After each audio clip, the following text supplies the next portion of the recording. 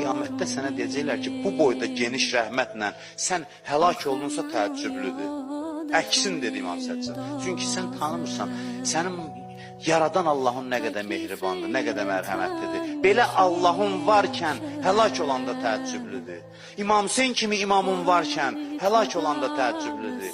Aşura gecəsi olmaqla, Qədir gecəsi olmaqla, bütün bu neymətlər, bu rəhmət olmaqla, İmam Hüseyin dayı axırıncı deyəcəklər da Hüseynin var idi axı, bəhanələr kəsiləcək. Sənə İmam Hüseyini seçmişdim, onunla sən necə oldu ki, həlak oldun?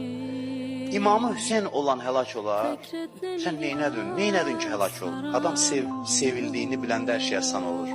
Əbəlfəz ağa üçün bir nə qədər asan idi qollarının kəsilməsi, gözünə ox batması. Əbəlfəz bunları görmürdü. Əbəlfəz üçün çətin olan bircə bu idi ki, mən Hüseynin eşqinə necə cavab verim? Əbəlfəz üçün çətin